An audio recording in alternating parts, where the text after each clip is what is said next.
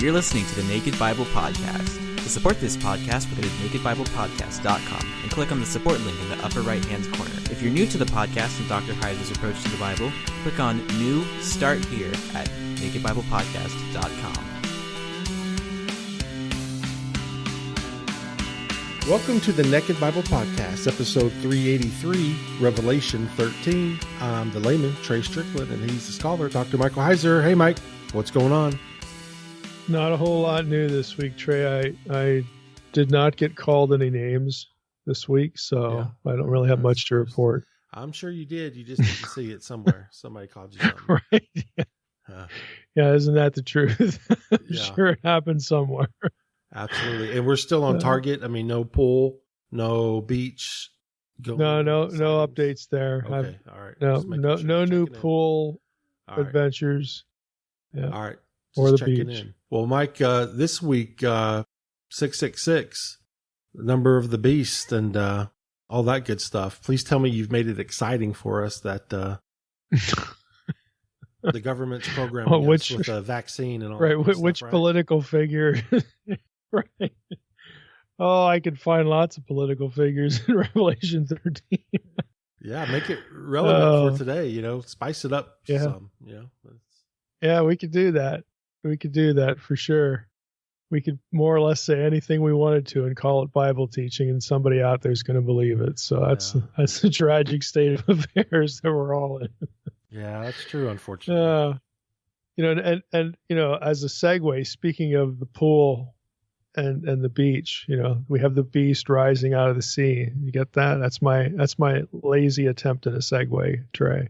Hey, no, that's perfect. So, I can just see more. The beach is a bad place now. So, Maury popping. Somebody's got to make a meme of Maury or somebody popping out of the pool like the beast.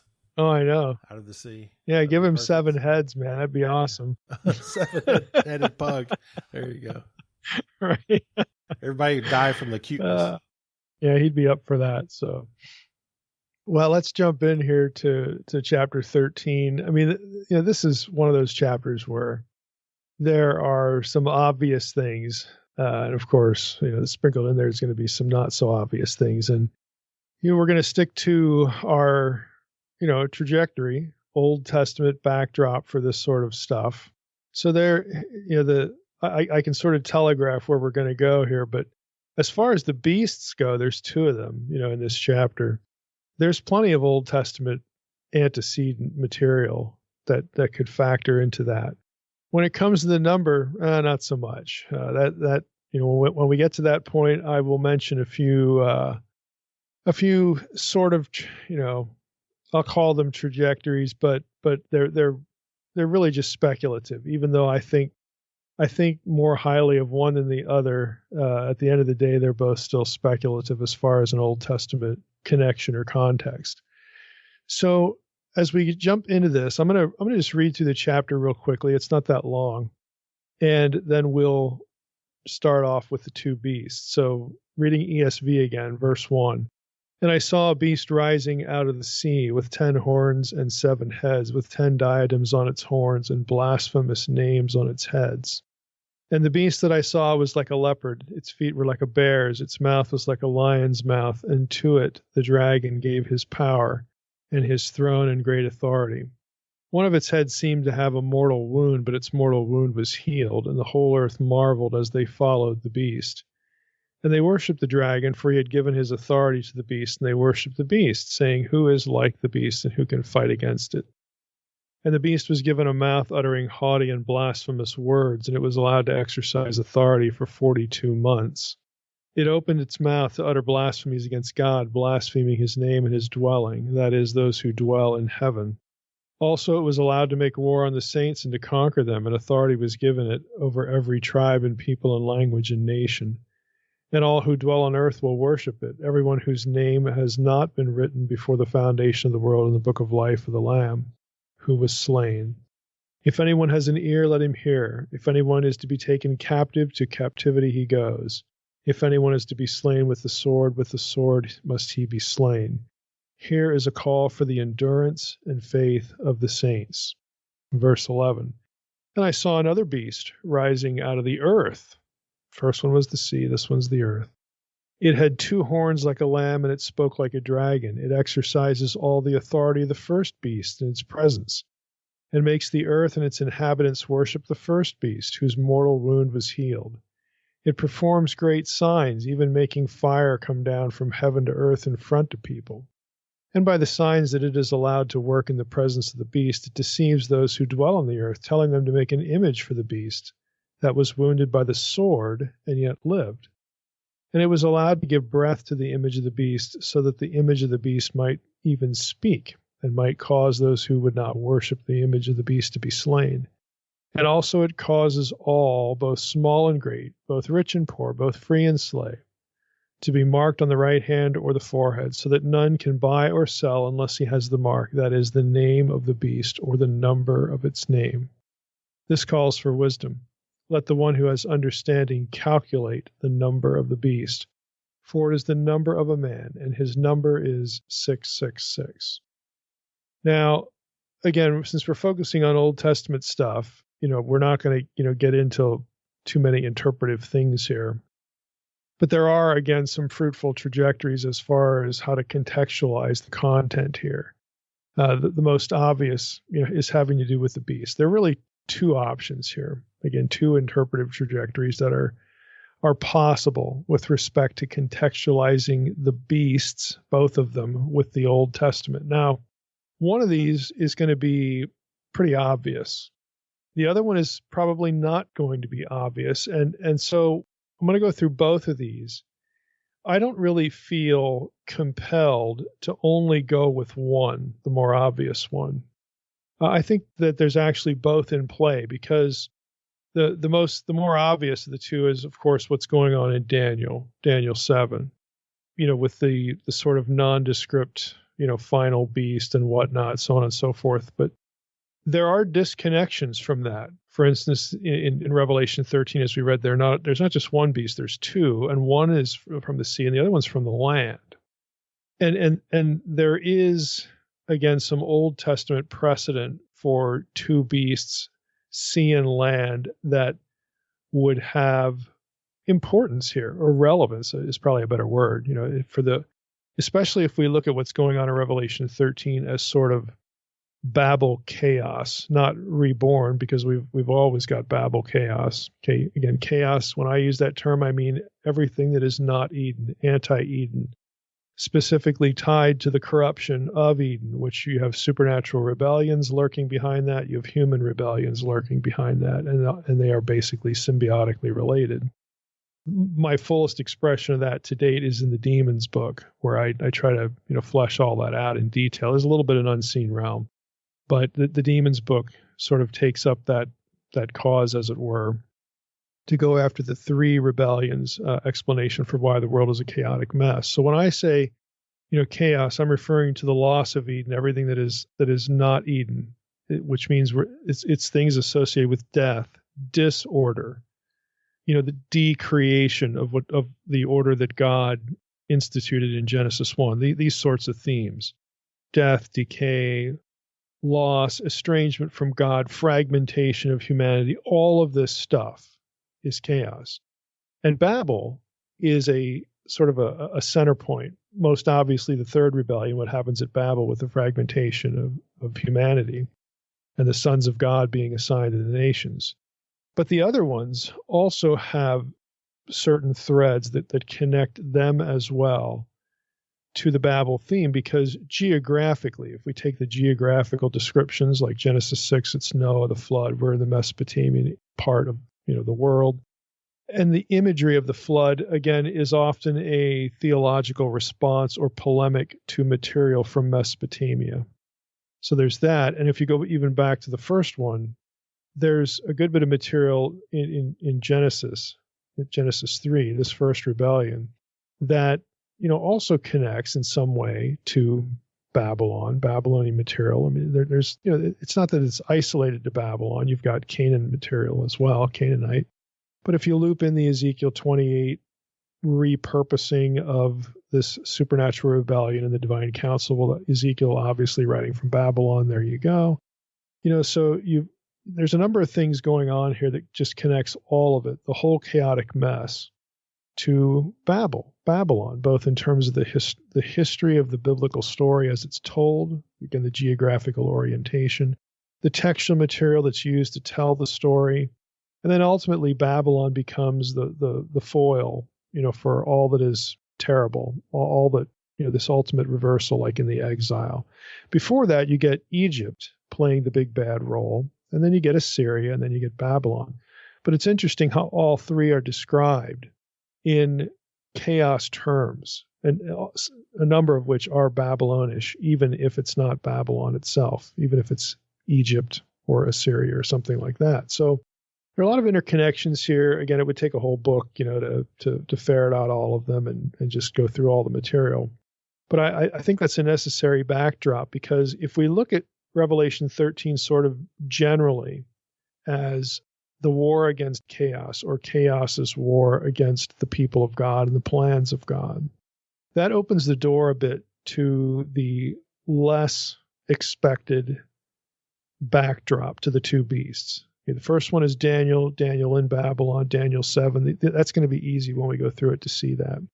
But the other one is a little bit unexpected. So I'm going to start with the lesser expected of the two. So of the two trajectories, let's go to, for example, the beasts of Job. Okay, Job 40 and 41. You have the sea beast and the land beast. Elsewhere in Scripture, they're going to be described as Leviathan, and the twisting serpent, Leviathan, the chaos imagery that basically is known throughout the ancient Near East. And the land equivalent to chaos is Rahab.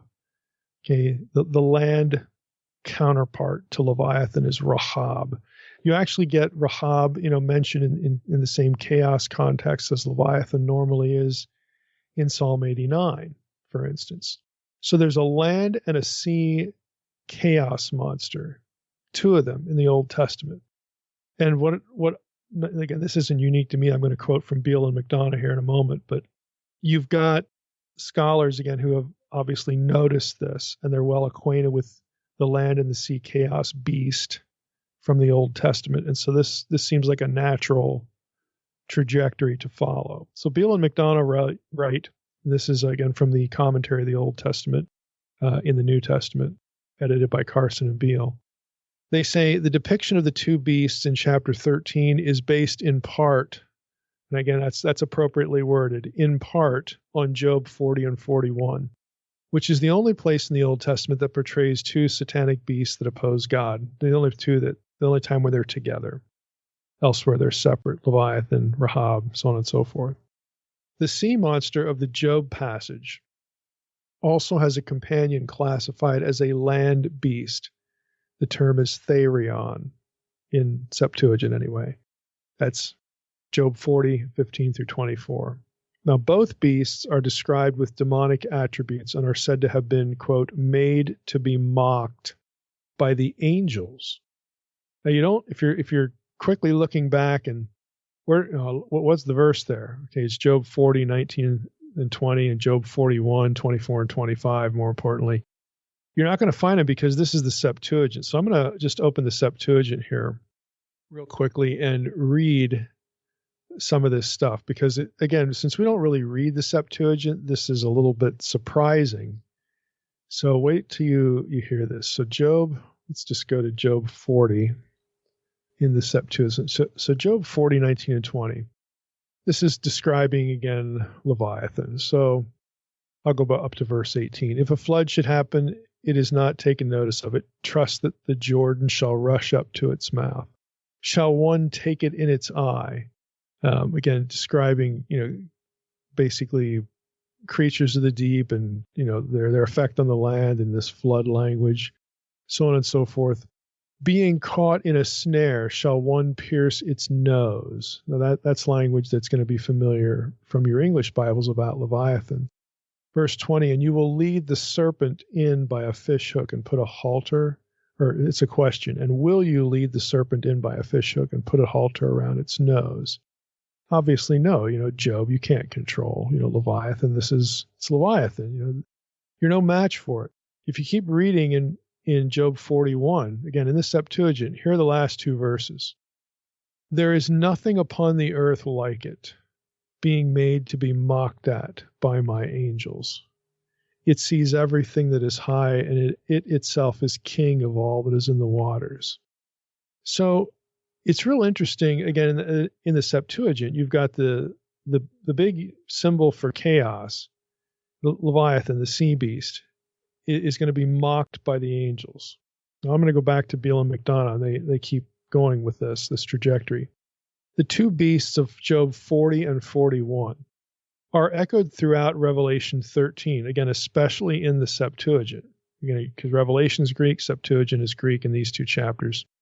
One is called a dragon from the sea. That's Job 40:25. Again, the vocabulary is going to be shared between the Revelation and Job on these points. The land beast is to be slain by God with a sword. Again, later in Revelation 13, you get that, and that's Job 40:19. The sea dragon conducts a war waged by his mouth. It's Job 40:32. If you recall Revelation 13, the beast is speaking great things against, God. Back to Beale and McDonough. So the sea dragon conducts a war waged by his mouth, and burning torches, quote unquote, and a flame goes out of his mouth. It's Job 41:11 and 13, again, the Septuagint. There's nothing upon the earth like him. Job 41:25. Again, going back to Revelation 13, this description of the beast as being like unique. I mean, it's the ultimate beast, the ultimate, chaos figure here. Beale and McDonough also say Jewish tradition held that on the fifth day of creation, God created Leviathan to be in the sea, and Behemoth, again, the land counterpart, to dwell on the land. So you have Behemoth, also known as Rahab, and they give some references here. 1 Enoch 60, 7 through 10, 4 Ezra 6, 49 through 52, and some scattered rabbinic texts. I mean, this is a Jewish tradition that, God created both of these. These two beasts were symbolic of the powers of evil and were to be destroyed at the final judgment. Now, that part there, the destruction of Rahab and Leviathan at the final judgment, elsewhere in other episodes on the podcast, we've actually gotten into this because this is part of their destruction, is part of what scholars call the divine banquet motif. The final Passover, the final, the Christians would call it the marriage supper of the Lamb, this great eschatological meal with God and with his people. And I've asked before, well, hey, do you know what's being served at this meal? And in Jewish tradition, the answer was, yeah, Rahab, the Behemoth, and Leviathan. That's what's on the table. And it was a way of expressing the idea that chaos itself is going to be devoured. It's going to come to an end.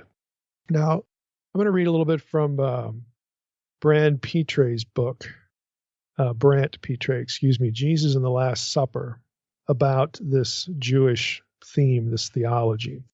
Again, this whole idea, I'm going to start where he's discussing the image of a banquet, or this divine banquet idea in the Old Testament. So he writes this. Again, this is his book called Jesus and the Last Supper. Multiple passages in the Jewish scripture use the image of a banquet or feast to describe the joy of the coming age of salvation. However, by far the most explicit description of an eschatological banquet in the Old Testament is in the book of Isaiah.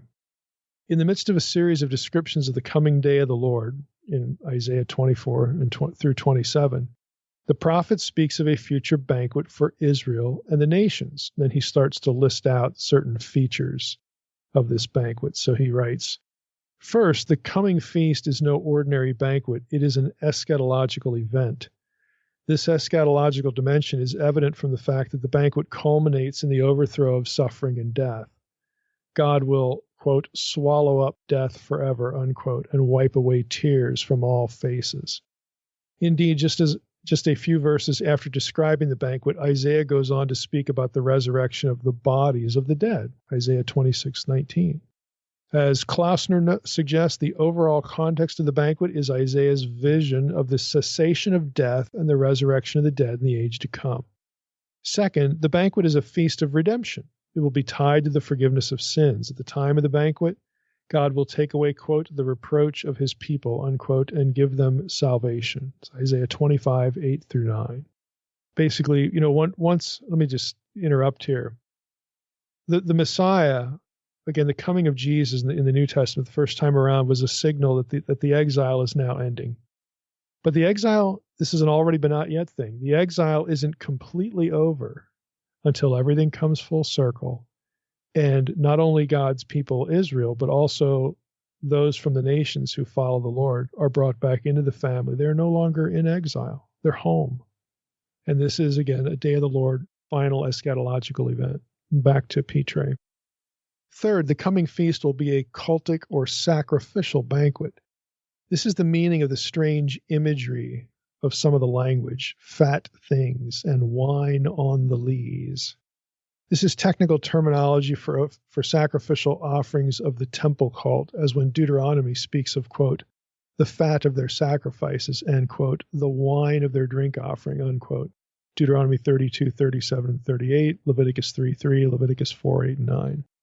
This cultic dimension is important to stress since Isaiah explicitly states that the banquet will take place, quote, on the mountain of the Lord, which in context refers to Mount Zion in Jerusalem. That's Isaiah 24:23. Yet another reason why the Lord appears, the whole Battle of Armageddon thing, it's Jerusalem. Okay, it's Zion. It's not Megiddo, it's Zion. It's the Har Moed, the Mount of Assembly. Again, the mount where the divine council is. Okay, all that stuff. That's unseen realm material, obviously. Fourth, back to Petre, in Isaiah, the eschatological banquet will be an international banquet, which will include both the restored tribes of Israel and the Gentile nations. The feast will be, quote, for all peoples, unquote, and will result in the veil that is cast over all the nations, or Gentiles, the Goyim in Hebrew, being lifted. This is a startlingly universal vision of salvation nestled right in the heart of one of the most widely read prophets of the Old Testament. Fifth, and finally, given a focus on Moses and Mount Sinai, which he had done earlier in his book. It is significant that several scholars have suggested that the banquet in Isaiah 25 alludes to and is modeled on the heavenly banquet of Moses and the elders atop Mount Sinai. Remember that? That's from Exodus 24, 9 through 11. They go up and they see the God of Israel. They have a meal with the God of Israel. Now, other banquet texts that he gets into in the book, obviously we don't have time to go through all these. Isaiah 55, 1 through 3, 62, 8 and 9, 65, 13, 65, 17 and 18, Zechariah 9, 11 and 12, Zechariah 9, 16 and 17. This is it's not a little thing. It's not a little theme. It's not like just one passage. It's not just Isaiah 24 through 27, but you've got a number of places that talk about this eschatological banquet with these themes. Now, Petre also writes, perhaps the most elaborate description of the Messianic banquet comes to us from 2nd Baruch. Again, this is Second Temple Jewish literature, pseudepigraphical literature in this case, which is commonly dated to the 1st century AD. Although the text is long, it is worth quoting in full, as it is perhaps the most full-blown expectation of the Messianic feast from the period. So he's going to quote this 2nd Baruch passage. I'm going to quote at least part of it here. It reads, "And it will happen that when all that which should come to pass in these parts has been accomplished, the Messiah will begin to be revealed. And Behemoth," there's the land beast, "will reveal itself from its place, and Leviathan will come from the sea. The two great monsters which I created on the 5th day of creation, which I shall have kept until that time. And they, the two monsters, will be nourishment for all who are left. The earth will also yield fruits 10,000-fold, and on one vine will be 1,000 branches, and one branch will produce 1,000 clusters, and one cluster will produce 1,000 grapes, and one grape will produce a core of wine. And those who are hungry will enjoy themselves, and they will moreover see marvels every day." And this is the new earth description, okay? "For winds will go out in front of me every morning to bring the fragrance of aromatic fields, and clouds at the end of the day to distill the dew of health. And it will happen at that time that the treasury of manna will come down again from on high." Would you like bread with your meal? they're serving bread with Leviathan and Behemoth. And they will eat of it in those years, because these are they who will have arrived at the consummation of time. And it will happen after these things, that when the time of the appearance of the Anointed One, the Messiah, has been fulfilled, and he returns with glory, then all who sleep in hope of him will rise. There's the general resurrection. Dead in Christ will rise first, okay? And it will happen at that time that those treasuries will be opened, in which the number of the souls of the righteous were kept, and they will go out, and the multitudes of the souls will appear together in one assemblage of one mind. And the first ones will enjoy themselves, and the last ones will not be sad. Everybody's going to love to be there. For they know that the time has come of which it is said that it is the end of times. And that's 2 Baruch 29, on into chapter 30. Now, several aspects of this grand vision are worth highlighting. Petre, again, chimes in. First, the banquet is both eschatological and explicitly messianic, directly tied to the coming of the Anointed One at the end of times. Second, it is important to stress that eating in the Messianic age takes place not on a single occasion, but every day. Hence, the Messianic banquet not only marks the beginning of the eschatological age, but is a feature of it in perpetuity. Third, the banquet is described in terms evocative of the exodus from Egypt. Its commencement will be marked by the return of the manna from heaven. It will take place alongside the return of the heavenly dew that brought the manna in the first place, Exodus 16, 13, and 14. Even the image of the superabundant wine and enormous clusters of grapes harks back to the gathering of the grapes in the land of Canaan by the emissaries of Joshua at the end of the Exodus. It's Numbers 13, 21 through 24. Fourth, and quite memorably, the righteous can also expect to feed on the flesh of Leviathan and Behemoth.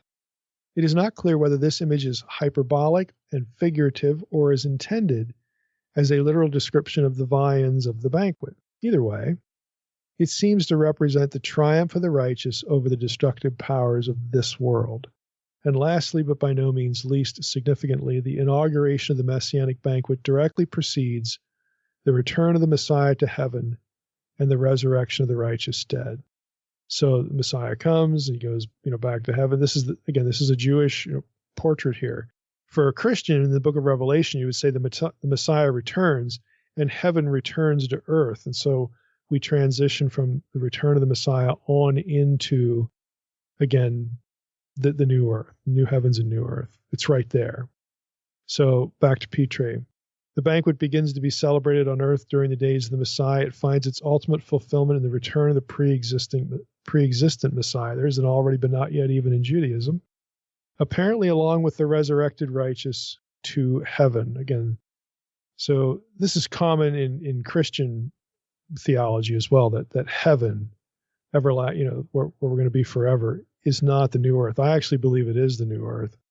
But this is very common to have heaven be some sort of non-earth ethereal existence. And of course, that never answers the question, well, what happens to the new earth then? Is it empty? But again, that's just me. I don't want to drift off into too many of my own criticisms of sort of a standard view. So back to Petre. Just as the righteous on earth enjoy themselves during the days of the Messiah by eating the manna, so too those who are raised from the dead will enjoy themselves in the heavenly assemblage of the exalted Messiah. So again, where does this leave us? Well, it leaves us with the idea that these two beasts are ultimately chaos symbols. It's very obvious, Leviathan and Rahab, or Leviathan and Behemoth, if you like the Behemoth term, who wreak misery and destruction until they are defeated. And these two beasts may very well be what is behind the two beasts, one from the sea and one from the land, of Revelation 13. But that's actually the minority view. And it's really because of the prominence of Daniel 7 throughout Revelation 13 that this view is minority. And let's be honest, most people who are writing popular prophecy stuff, they're completely unaware of this. Maybe they're out, maybe they've just have heard so many times, or maybe even taught Leviathan, that's a dinosaur or something like that. And they miss all of this imagery. They miss all of the Second Temple Jewish, understanding of these images, these symbols, and what they mean with the eschatological banquet. I mean, it's all there. And it's frankly all there somewhere in the book of Revelation. It's just sort of a Christianized version of it, because now we're post Jesus now when we're writing the book of Revelation. Again, we're not thinking completely like a Jew who either was writing before Jesus or has rejected Jesus. So Revelation is going to be a little bit different, but it's going to dip into all these wells. Okay. But again, most of your popular prophecy writing is just completely unaware of this, and they're very much aware of the next one, and that's the Daniel 7 one. So the second view is more common and more likely. I mean, it's very likely. I mean, there's a lot of secure roots here, but I still think that the first view is also on the table. I don't think we have to pick and choose one. I think they're both being utilized by John and repurposed. So I'm in agreement with Beale here that Job 40 and 41, the Leviathan and Behemoth, do play some role in what's going on in Revelation 13, but that is not to ignore or sidestep Daniel 7. So the second view here is that the beasts are accountable through this passage in Daniel. So Beale and McDonough write, sort of in summary, a few things here. They say the material in Revelation 13, 1 and 2 is a creative reworking of Daniel 7, 1 through 7, the beast coming up from the sea, and his 10 horns in Revelation 13 are based respectively on Daniel 7, verses 2 and 3, and Daniel 7, verses 7, 20, and 24. Again, it's very obvious. They write, many will understand the 7 heads as a reference to an ancient Near Eastern sea monster myth from before the time of Daniel. He's referring here to the Ugaritic stuff, the defeat of Yam, the defeat of Leviathan, who is Yam in Ugaritic texts. And so he cites some Ugaritic texts here. He also cites Psalm 74, Psalm 89, 10, Isaiah 27, 1, because those passages dip in on a linguistic level, the terminology, into Ugaritic material. So he's saying, some understand the 7 heads this way. It's about this Canaanite depiction. They write, this is possible, but it is better to view the 7 heads as a composite of the heads of all 4 of the beasts of Daniel 7. That might sound a little awkward. Let me just break in again, but basically what they're going to do in what they write is they're going to take Revelation 13's description, and there are various elements that are found in Daniel 7, but they're not drawn out in the same order as the beasts of Daniel 7. It's sort of a scattershot assemblage that, this comes from beast number 1, that one's beast number 4, this was beast number 3, but they're all applied to these 2 beasts in Revelation. So they think it's just best to, view the 7 heads for one, and there's going to be other features that as just sort of John is looking back at Daniel 7 and pulling things from any of the beasts at any given point. But Daniel 7 is the pool from which he does it. So back to Beale and McDonough, they write, the 10 diadems upon the 10 horns are a reference to Daniel's 4th beast, whose 10 horns are interpreted as 10 kings. That's Daniel 7:24. Likewise, the blasphemous names are connected with the blaspheming figure of Daniel 7, 8, and 11, who is also associated with the 4th kingdom, just like he is in Revelation 13, 5, and 6, or just like the blasphemy is. In Revelation 13:2, they note, whereas in Daniel 7, 3 through 8, the images of the lion, bear, leopard, and terrifying beast represent 4 successive world empires, in Revelation 13, 1 to 2, all 4 of these images are applied to one beast. This probably includes a connotation of Rome as the 4th beast, which Daniel predicted would be more powerful and dreadful than the previous 3 beasts of Daniel 7, 4 through 6. Now, what they don't say there, I'll break in again, is that if you parallel Daniel 7 with Daniel 2, the kingdom of God begins, the mountain not made with human hands, okay, that destroys the toes, all right? That is associated with the kingdom of God. That is the kingdom of God. In fact, Daniel is very pointed about saying that. Well, when does the kingdom of God get rolling? When does it take a foothold, pardon the pun? Well, that's during the time of the Messiah. And at the time of the Messiah, what was the world empire? It's Rome. So, Rome is a pretty secure hook here into all this. Now, I'm going to just go through Revelation 13, not verse by verse, but I'm going to pick things from different verses and just sort of link them back to Daniel 7, because this is what Beale and McDonough do in their commentary at this point. So Revelation 13:3, let me just read that. Revelation 13:3 says, one of its heads seemed to have a mortal wound, but its mortal wound was healed. And the whole earth marveled as they followed the beast. So there's that statement. And then a little bit later in verse 14, it says that the beast was wounded by the sword and yet lived. Again, so it's apparently like it's cast a sort of a wound that should normally be fatal, but it lives. So they write, Beale and McDonough write, in Revelation 13:14, it is added that it was a sword that struck the beast's head. The added mention of the sword in this connection recalls the prophecy of Isaiah 27:1 in the Septuagint. Here we are back to the Leviathan thing, which says, quote, in that day God will bring the sword and the holy and great mighty sword upon the dragon, the fleeing serpent upon the dragon, the crooked serpent. So if you're looking at that element, that actually goes back to the first view that we're dealing with the two chaos monsters here, because it's a pretty clear allusion back to Isaiah 27, verse 1. If we go to Revelation 13:4, the phrase denoting authority probably goes back to Daniel 7:6, even though if we're reading the Septuagint of Daniel 7, this is going to be said of the third beast in particular. But again, the argument is, and I think it's a reasonable argument, that since all of the features of Daniel 7 or the beast, the things about all the beasts in Daniel 7, John is drawing on all those things to portray two beasts, and most of them specifically go to the first beast. But verse 4 says they worship the dragon, for he had given his authority to the beast, so on and so forth. So that's probably an allusion. The argument is back to Daniel 7:6. Let me just read that. Daniel 7:6. I'll read it in English, not from the Septuagint. Let's see here. As I looked, and behold, another like a leopard, 4 wings of a bird on its back. The beast had 4 heads, and dominion, i.e. authority, was given to it. So there seems to be a connection there. Revelation 13:5 and 6. The reference in verse 5 to the beast expressing his authority through speech has clear parallels in Daniel 7, verse 6, verse 8, verse 11, verse 20, and verse 25. Specifically, if you're looking at this in the Septuagint, in Daniel 7, verse 6 and verse 8, we read that a tongue was given to the beast, a mouth speaking great things. And again, that you get a good bit of that vocabulary in verses 5 and 6 in Revelation 13. Here's what it says.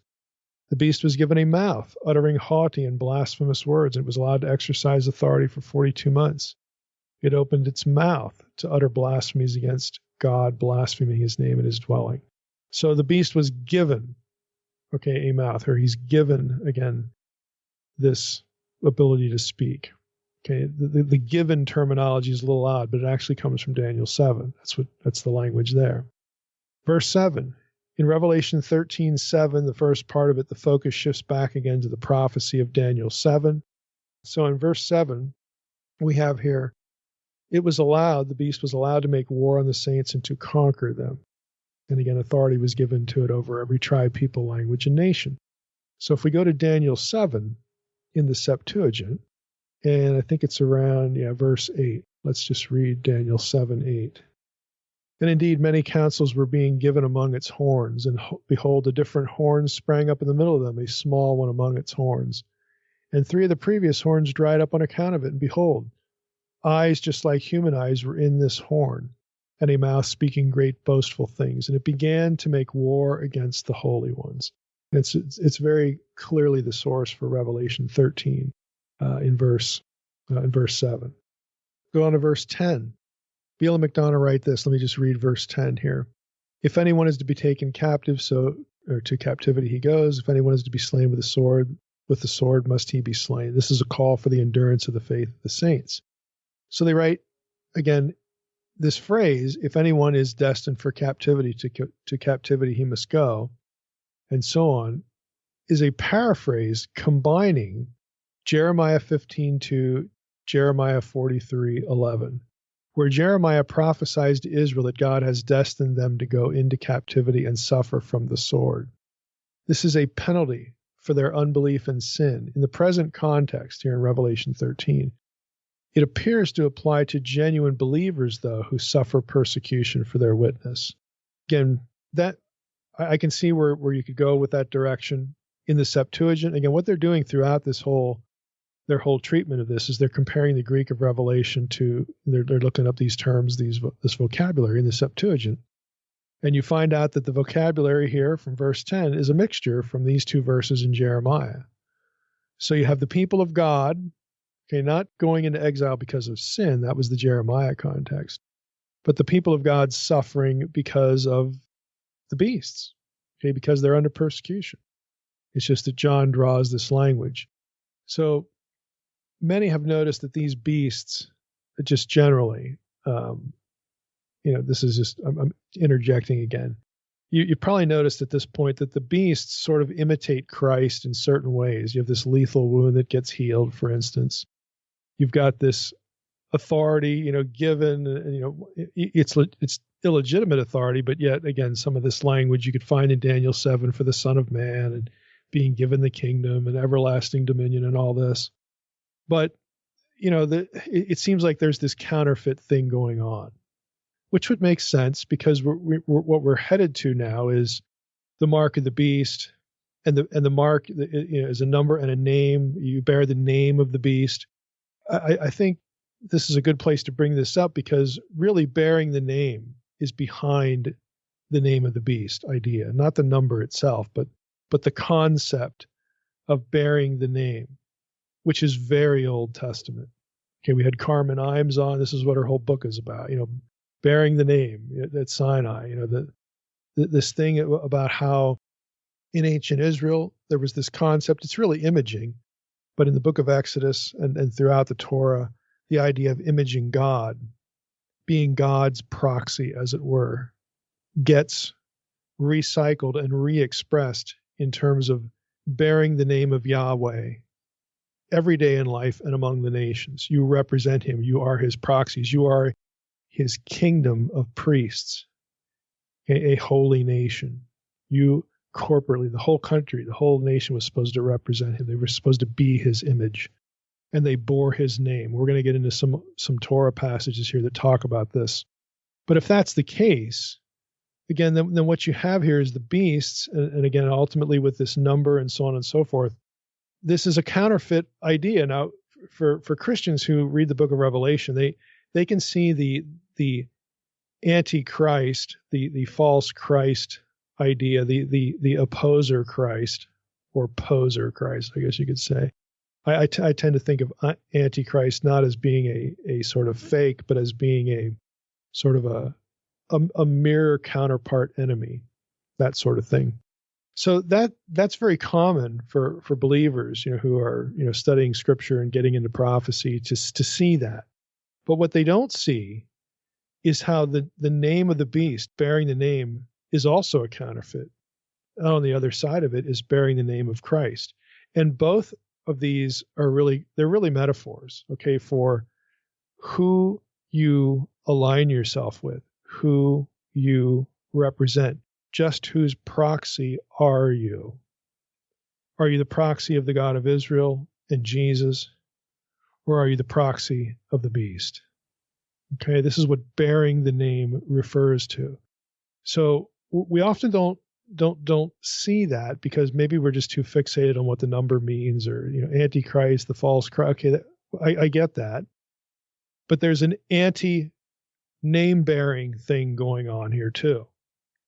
It's a pseudo counterpart. And if you have that in your head, then at least the rationale, at least the concept of bearing the mark, which is the name of the beast, okay, that has an Old Testament flavor to it that makes it comprehensible. It's not about wearing barcodes, okay? It's not about stuff like this. It's about whose side are you on? And yeah, you could talk about how believers or whoever in the world might be manipulated into turning against the Lord and following the beast. I understand that. There's a lot of latitude here as to how this would sort of get lived out if we were like right here present at the time, with all this stuff going on. But fundamentally, it is about what or who is your believing loyalty choice. Is it Jesus or is it the beast? whose name do you bear? Okay. Who is your master? Who is your owner? Okay. All these things that go into name bearing as a concept. Now, I think, again, this is really significant to observe. Beale and McDonough sort of touch on this. I think they could do a much better job of it than they do. Again, especially with the bearing of the name thing. But they do get into the idea of imitation. I'll just give you one paragraph, and this is worth noting. But again, I wish they would go further with the idea. They say the idea of imitation is carried on in 13:13. First, the beast's activities are described by an ironic echo of the acts of Moses, whose prophetic authority was validated by doing great signs. Let's go to Revelation 13:13. So what do we read there? It, again, the second beast, performs great signs, even making fire come down from heaven to earth in front of people. And by the signs that it is allowed to work in the presence of the beast, it deceives those who dwell on earth, so on and so forth. Well, yeah, you get Moses, if you want to associate that with Moses, with the hail, okay, and just generally doing great signs. Okay, I get it. But it's actually more Elijah here. And they get to this point. They again, he lists out a few Exodus passages about Moses doing great signs and says this is a counter, what the beast is here is sort of a counterfeit of that. Even in the Exodus narrative, they write, Exodus 7:11, Pharaoh's magicians did the same signs with their secret arts. This is reinforced by Daniel, where God is praised for doing signs and wonders. And Daniel 4:37 in the Septuagint aligns very well in their notes to Revelation 13:13. The casting down of fire from heaven in the presence of people recalls the prophetic demonstration of Elijah, 1 Kings 18:38 and 39, and also 2 Kings 1:10 through 14, though now here in Revelation 13 it's a pseudo-prophetic action.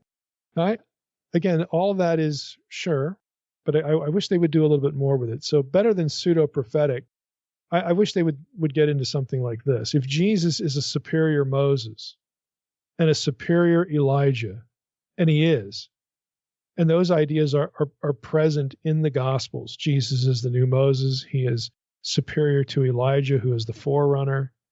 If that's the case, then these beasts mime both the idea of a pseudo-Christ, okay? They certainly do that, but when they do it, they are still, again, it's almost like a recognition of what or who they need to imitate to have legitimacy, because Christ is superior. And that's why it's happening this way. The beast is sort of trying to pass himself off as the, quote, new Moses and new Elijah.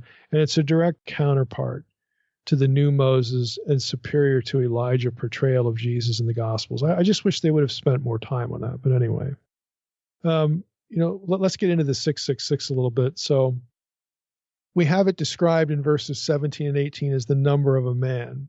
It's also described as the name of the beast.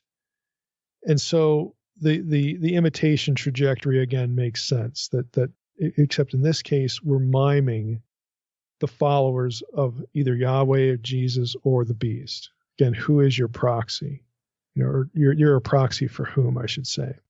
So if the point of 666 is bearing the name, and as followers of Christ bear his name, so the followers of the beast would bear that name. In other words, as we have people who align themselves with Jesus, their believing loyalty is in Jesus. You're going to have a lot of other people whose believing loyalty is in the beast. Now, Christians obviously didn't literally bear the name. I mean, they're not stamped or branded or anything like that. And neither did the Israelites, even when the name was given to them. Do you realize that the name was given to Israelites? This is number 6. I'm sure you've heard the passage. This is the priestly blessing, but the terminology, actually, matters here. The Lord spoke to Moses, saying, "Speak to Aaron and his sons, saying, thus you shall bless the people of Israel." So God says to Moses, "Tell Aaron, this is what you say to the people. The Lord bless you and keep you. The Lord make his face to shine upon you and be gracious to you. The Lord lift up his countenance upon you and give you peace." And here's verse 27. That's where the blessing ends, but we forget about verse 27. So shall they, again, the priests, the Aaronid priests, so shall they put my name upon the people of Israel. and I will bless them. So the people of Israel bore the name, not in a literalistic view, literalistic way, but that's what number 6 says. This is the result of it. So the mark is a parody of this idea. It's a fake. It's an imitation. It's a pseudo bearing the name idea. Spiritually speaking, whose side are you on? And we see this with 144,000 because they're sealed and marked. So the mark is a parody of that as well. But we miss this other corporate idea. Now, here's some commentators have looked at this and thought, well, okay, you say the Israelites didn't literally bear the name. We understand what's being meant there, but the name of the Lord actually does get described as being worn by Israelites on the forehead and the hand. And if this sounds a little strange, again, because that's where the mark of the beast goes, just let's Beal and McDonough summarize it this way. In the Old Testament, God told Israel that the Torah was to be, quote, as a sign on your hand and as a reminder on your forehead, in order to remind them continually of their commitment and loyalty to God. This was done, that's Exodus 13:9, Exodus 13:16, Deuteronomy 6:8.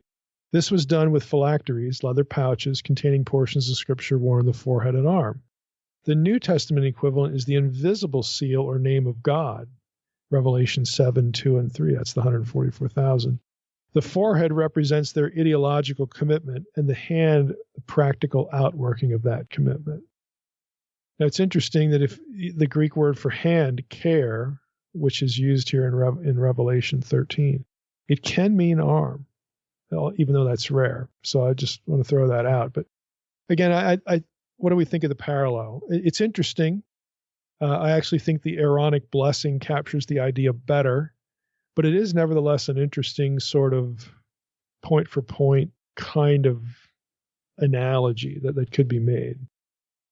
Now, some scholars have taken this, the Jewish idea here, and they see again this counterpart in Revelation 13, and of course they're bound to speculate about the bad mark. All right, is there a literal equivalent somewhere in this, or is it all just sort of spiritual representation? I'm arguing for spiritual or theological representation. Bearing the name spiritually here is the point. You bear the mark, you bear the name of the beast, that means you're on his side. Just like the positive side, you bear the name of the Lord, you bear the name of Christ. You're not carrying a physical mark with you. It's just that's where your loyalty is. So I'm arguing that's the whole point of the bearing the name and the mark and all this stuff. But there are others, again, who try to find a more literal sort of equivalent. So Owen notes 1 Second Temple parallel. He says, according to 3 Maccabees 2:28 and 29, Ptolemy IV Philopater, who lived 221 to 2, or he reigned 221 to 204 BC, inaugurated a program of persecution against Egyptian Jews in which he required them to enroll in a census and to be branded with the ivy leaf of Dionysus. Those who did not cooperate were executed. It is likely that Ptolemy IV, who was particularly devoted to Dionysus, also himself sported this brand. Again, well, is that really what John's thinking about? I don't know. It feels a little dubious to me, but I thought I would mention it. You have Psalms of Solomon, another possible point of reference. Again, this is Second Temple Jewish literature. Psalms of Solomon 15:9 through 14 says this: they will flee from the holy ones like those pursued in battle. They will pursue and capture sinners. Those who do lawlessness will not escape the judgment of the Lord. They will be captured as if by experienced warriors. For the sign of destruction is upon their forehead, and the inheritance of sinners is destruction and darkness. Their lawless acts will pursue them to Hades below. Well, again, this stamping on the forehead thing, it's not really the same context. Here it's aimed against Jews. I doubt this is what John's thinking about. And I would say there's a general weak point to all of this, and that's the buying or the selling. So my own predilection here, if we'll get interpretive to this extent, is that I look at Revelation 13 with the 2 beasts, again, which I view as as metaphors for chaos, basically the whole world gone to hell. And Christians, as a result, are persecuted by the chaos system. Part of that persecution is going to be you can't buy or sell. So that I take it as a point of oppression, but I don't think it's based upon a physical mark that anybody's taking. I do think it's based on the fact that you're a Christian. That's enough to target you, that you will refuse to denounce Christ, to deny Christ, and assign your loyalty to the beast, i.e. to the anti-Christ system. That alone is sufficient to say, well, you're not shopping here. So I that actually feels more sinister to me than, again, some of the scenarios that people come up with. But this, again, scholars try to ferret out possible ways that buying and selling fit in with a physical mark, and none of it has an Old Testament context. It's all Greco-Roman. So Owen, for instance, writes this: the connection of buying and selling with the charagma, that's the Greek term, the mark of the beast, has been understood as a reference to the use of Roman coins, which bore the portraits and names of Roman emperors. The inability to buy or sell would then be the result of refusing to use Roman coins. He writes, this has a parallel in the Jewish prohibition of images, which for some, such as the Zealots, included the image of the emperor on Roman coins. Well, really? I mean, it just feels weak. I mean, this is nice, but that isn't really what the passage describes, refusing to use coins. It says you can't buy or sell. It doesn't say that Christians refuse to use coins. It doesn't say that the image is on coins. The image is on the hand of the forehead. Okay, again, which has theological imagery to it that we've already talked about in this episode back into the Old Testament. The word of the Lord, again, the name being placed upon the people of God by the priests. To me, that makes a whole lot more sense than making the passage talk about, I don't want to use those coins. But again, this is kind of where people go. Now Owen knows this, and he admits later, he says, quote, there's no evidence that people were stamped on their hands or foreheads with coin images. Well, no, there isn't. And so it's nice that we can, be forthright there, but I think he and other commentators more or less just struggle with this. So in the last part of our episode, what about the number itself? Well, I hate to disappoint people. Maybe you won't go away disappointed after I say what I say, but there's no real secure Old Testament contribution here. Now, when I say secure, I mean there's nothing that I can look at or anybody else can find in the text that really fits well with the number 666. In other words, it's not like, hey, we can go through Revelation 13, and there's like 30 places where we can see Daniel is quoted in the Septuagint. I mean, we just gave a little sampling here in this episode. There's nothing like that for the number. Typically what you get in commentaries is you get suggestions of people whose names could correspond to this. And they're all Greco-Roman. They all have weaknesses, which is why this hasn't been resolved. So the typical name explanation is like Nero. Well, yeah, Nero works if you spell his name a certain way. Like one of them is you add an N to it, which again, that was a spelling for Nero. So, okay. Domitian, you can get to Domitian through gematria, again, letters corresponding to numbers, depending on what the spelling used, depending on if you use sort of a nickname or an abbreviation part of it. It just feels like cheating at some point, okay? Another candidate would be Pythagorean magic squares. Magic squares are essentially Sudoku, where the vertical line, horizontal line, diagonal lines, they all add up to the same number, okay? So some have pointed out that 666 is the Pythagorean magic square of the sun. So now you get solar deity imagery in there, Zeus and whoever, Owen calls these triangular numbers, and so do other scholars, but magic square is what I'm used to. Again, is this really what we're talking about? Would John have known of the Pythagorean system? Now, there are actually serious weaknesses to the Pythagorean element here. And I've put this in the protected folder. I came across, I didn't have this earlier when we got to some of the numbers elsewhere, earlier in the book of Revelation, but I was able to procure something this week that I'm putting in the protected folder. And for those of you who are like really into Bible number stuff, this is the article. Okay. In other words, when I say that, this is the most thorough treatment of the subject. It's over 60 pages. It's by Adela Yarbrough Collins. And her treatment here is basically has not been superseded. So it's called Numerical Symbolism in Jewish and Early Christian Apocalyptic Literature. She goes through everything. Dead Sea Scrolls, Philo, Enoch, New Testament, Pythagoras, all of it. Okay? It's a great article, but it doesn't solve the problem. All of these suggestions are Greco-Roman. Now, I find the one that's most intriguing, just to drift off into Greco-Roman land here, and there's a reason why I find it intriguing that does link back to the Old Testament, is Irenaeus' suggestion. And I wrote about this in Reversing Hermann, but I'm going to give you, this is John J. Collins in DDD. This is the first Collins. This is actually her husband. He has the entry on Titans in DDD, and he writes this: the name Titan, is not found as such in the writings of the New Testament, but may be hidden in 666 in Revelation 13:18, the number of the beast and also of a man.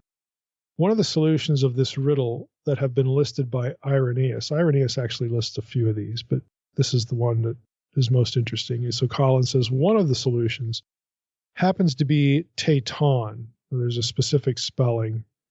And this is something Irenaeus brings up in his book, or his writing Against Heresies, 5:30 and 3. So it happens to be Teiton, of which the numerical values 300 plus 5 plus 10 plus 300 plus 1 plus 50 add up to 666. Irenaeus comments that this solution is particularly convincing to himself, or is particularly convincing to himself because it is not the name of an actually venerated god or known king, but nevertheless a divine and kingly, even a tyrant's name. So it gave a certain flexibility. Interestingly enough, everybody says that the Nero thing solves the 666 problem. Irenaeus doesn't even bring it up. He doesn't even bring Nero up. He's well acquainted with Nero, folks. And he didn't find that at all persuasive or even interesting. So he takes this different trajectory. Now, why should we care? Again, I discussed this a bit in Reversing Hermann with 666 and Titan, Teiton. There's no direct Old Testament reference here. So it's an analogical argument. Basically, it goes like this. 666 points to a Titan. The Titans were the giants, okay, the Greco-Roman retelling of Genesis 6. One of those was Nimrod in Jewish tradition. Not in the Bible. Nimrod is called a Gibor, and Gibor does not have to mean giant. David is called a Gibor. God is called a Gibor. Okay, it doesn't have to mean giant. So let's get that straight. But you go from 666 to Titans to giants to Nimrod. And Nimrod, of course, is associated with, drum roll please, Babel. And of course, Revelation's Antichrist is associated with Babylon the great whore. Again, there's no biblical text that makes those connections, but they're interesting. So I wrote in Reversing Hermann this little bit here. The point being made here is not that Antichrist will be a giant. Okay, please. No biblical or Enochic text draws such a conclusion. Rather, the material indicates that Second Temple Jewish readers of Revelation may have parsed the Antichrist as having a direct association with the fallen watchers, the classical Titans, and the giants. That's possible. And the Nimrod trajectory establishes that possibility. So I kind of like that because I think that there is the number has something to do with Babel. That's kind of obvious, though, because keep reading Revelation, you get Babylon, the great whore. I mean, that's kind of obvious. So I'm not like patting myself on the back here that I've seen something, that no one else has seen. Everybody sees this who reads it. So what I'm interested in is what's the Babel connection? Now, we certainly have a chaos connection with the two beasts. That's in play, absolutely. And then we get this number, and what I want to see, where I think the answer is going to be, and we may never find it, but it's going to have some connection to Babel chaos stuff. Now, I have to mention one other thing. I also recently came across an article that tries to make the argument 666 from the Old Testament. And I don't find this persuasive at all. I'm going to tell you why, but I also put this in the protective folder. So 666 as a number is actually mentioned 3 times in the Old Testament. The first one is that it's the number of the talents of gold that Solomon collected each year. It's mentioned in 1 Kings 10:14, 2 Chronicles 9:13. So those are 2 of the references. The third reference is Ezra 2:13, where Adoniram has 666 sons, descendants. Okay, well that's it. There's nothing to build on there. There's nothing said about Adoniram and all this stuff. So that's where you get the number. Now, this particular article by Brent Strawn and Keith Bodner, entitled Solomon and 666, Revelation 13:18. This is from New Testament Studies, volume 66, which is 2020. So it's very recent. Pages 219 to 319. Well, I messed up the numbers here. I can't remember what page numbers it actually is, and I don't want to open the file right now. But it's 8-10 pages. It's not real long. Here's what they argue. This is from their abstract. The present article argues that 666 in Revelation 13:18 is best related to the notice of Solomon receiving 666 talents of gold. 1 Kings 10:14, 2 Chronicles 9:13, which is in turn an important notice of this king's wayward and unjust practices, his inordinate wealth, exploitation of his own people, and eschewing of God's law. So basically, in non-academies, Solomon got 666 talents of gold. He got lots of other stuff too, but the 666 talents, and that shows that Solomon was an evil, sinister monarch that was just milking everybody for his wealth, and he exploited his own people. And this is one of the things that you're not supposed to do as a king according to the Torah. And so that becomes why we see 666 used of the Antichrist. Yeah, I don't find this at all persuasive for one big reason. And they actually try to address this in the article and do not do a good job of it. Solomon's portrayal in Second Temple Jewish literature is not a bad one. He's an exorcist. He has power over demons. Basically, he's the exact opposite of what he would be if he turns out to be the foil or the touch point for the Antichrist. So I think this is really weak. But I wanted to mention it because some of you will know that the number 666 occurs in the Old Testament. There you go. Again, I just don't find that option persuasive.